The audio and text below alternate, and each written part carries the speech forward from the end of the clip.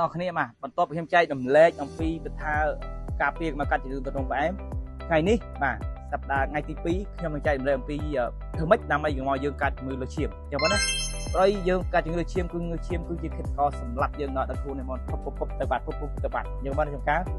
អាចថាមកយកទៅបាត់បណ្ដោយនេះគឺជំងឺលើឈាមគឺជំងឺដែលសាហាវបំផុតដែលយើងព្រួយបារម្ភបងណាយើងព្រួយបារម្ភហើយគឺឆៅមកហើយវាគិតពីអាយុទេបងណាវាគិតអាយុថាអាយុ30អាយុ40អាយុ70អាយុ20 no បងប្អូន no បងប្អូនគាត់ធ្វើប្រហែលបន្តិចគឺមានបញ្ហាតែម្ដងអញ្ចឹងយើងធ្វើម៉េចដើម្បីការពារជំងឺទាំងអស់ហ្នឹងដើម្បីមកកាត់ឡើងចំពោះខ្លួនយើងបងណា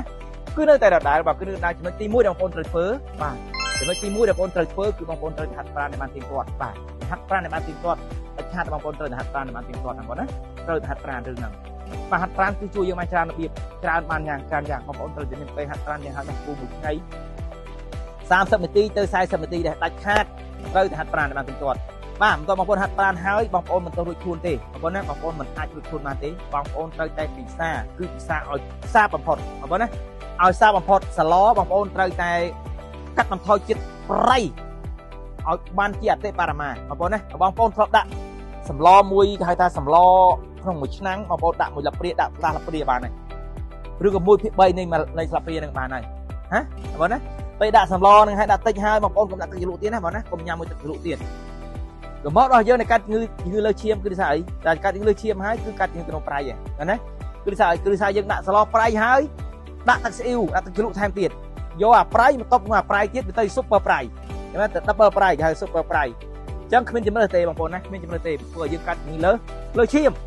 បងប្អូនណាវាអញ្ចឹងអាហ្នឹងគឺអត់មានមកពីយើងណាជំងឺតំណពូជច្បល់យកអីទេអត់មានទេគឺមកពីយើងញ៉ាំការរស់នៅរបស់យើងគឺយើងមានបញ្ហាសុខភាពគឺមកពីការញ៉ាំតែម្ដងបងប្អូនណា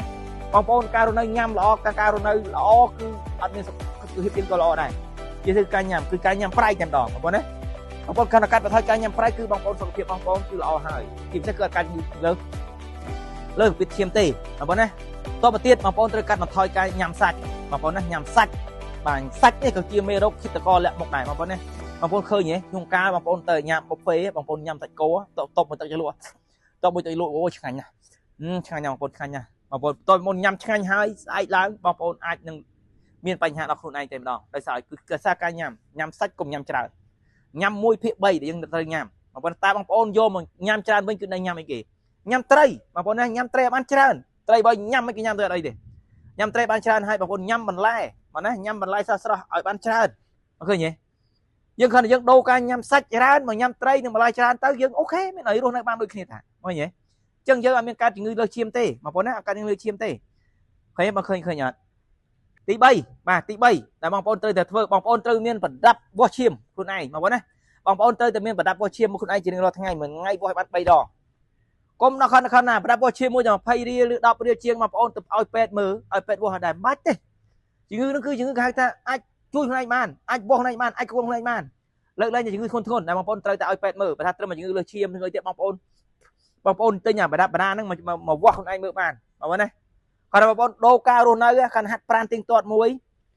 ញ៉ាំឲ្យបានត្រឹមត្រូវមួយអត់មានជាតិប្រៃមួយគឺវាសឹងថាវាមិនកាត់ជំងឺលើឈាមដូចសាច់ទៅហើយចឹងបងប្អូនណាអត់កាត់ជំងឺលើឈាមដូចសាច់ទៅហើយបងប្អូនណាទី3ធំបាទទី3ធំគឺបងប្អូនត្រូវតែអីគេត្រូវតែសម្រាកឲ្យបានទៀងទាត់ហៅថាគេងបងប្អូនត្រូវតែគេងមានម៉ោងគេងត្រឹមត្រូវថាគេងម៉ោង10ភ្ញាក់ឡើងម៉ោង5គេងម៉ោង10ភ្ញាក់ឡើងម៉ោង6បងប្អូនត្រូវហាត់ប្រាណប្រហែលឲ្យបានទៀងទាត់ចឹងបងណាហើយទី4ចំណុចសំខាន់ជាងគេដែរគឺបងប្អូនត្រូវតែមានសមាធិនៅក្នុងចិត្តយើងបងប្អូនត្រូវមានសមាធិដើម្បីឲ្យចិត្តយើងស្ងប់កុំរញ៉េរញ៉ៃអញ្ចឹងបងណា